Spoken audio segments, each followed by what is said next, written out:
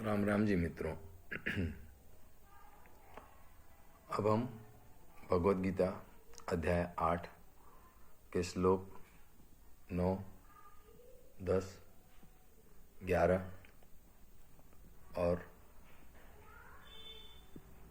12 और 13 में प्रवेश करेंगे।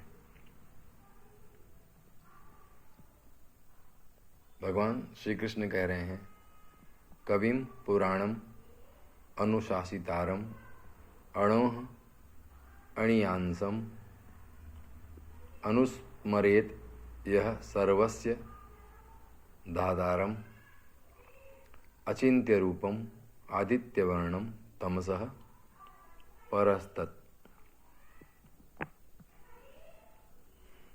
जो पुरुष सर्वज्ञ, अनादि, सबके नियंता, सूक्ष्म से भी अति सूक्ष्म, सबके धारण पोषण करने वाले, अचिंत्य स्वरूप सूर्य के सदृश, नित्य चेतन प्रकाश रूप और अविद्या से अति परे शुद्ध सच्चिदानंद घन परमेश्वर का स्मरण करता है। प्रयाण काले मनसा अचलेन भक्त्या युक्तः योग बलेन च एव भ्रुवोः मध्ये प्राणम आवेश्य सम्यक सहतम परम पुरुषम उपैति दिव्यम। वह भक्ति युक्त पुरुष अंतकाल में भी योग बल से भ्रिकुटी के मध्य में प्राण को अच्छी प्रकार स्थापित करके फिर निश्चल मन से स्मरण करता हुआ उस दिव्य रूप परम परमात्मा को ही प्राप्त होता है।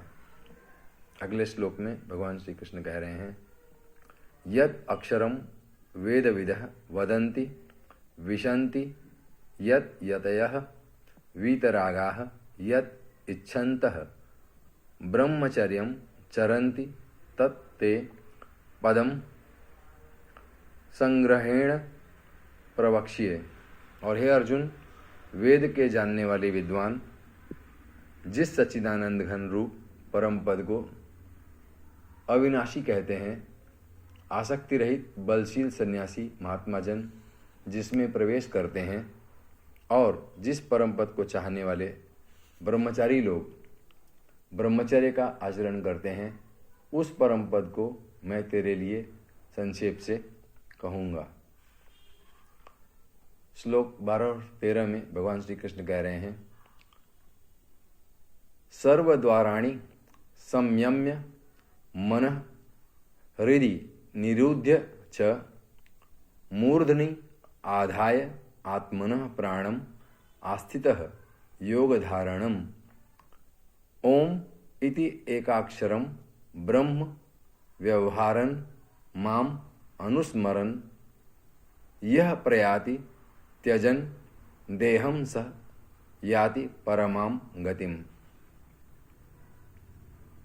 हे अर्जुन, सब इंद्रियों के द्वारों को रोककर तथा मन को हृदय में स्थिर करके फिर उस जीते हुए मन के द्वारा प्राण को मस्तक में स्थापित करके परमात्मा संबंधी योग धारणा में स्थित होकर जो पुरुष ओम इस एक अक्षर रूप ब्रह्म को उच्चारण करता हुआ और उसके अर्थ स्वरूप मुझ निर्गुण ब्रह्म का चिंतन करता हुआ शरीर को त्याग कर जाता है, वह पुरुष परम गति को प्राप्त होता है। भगवान श्री कृष्ण उस परमानंद की अवस्था को, उस परम गति को,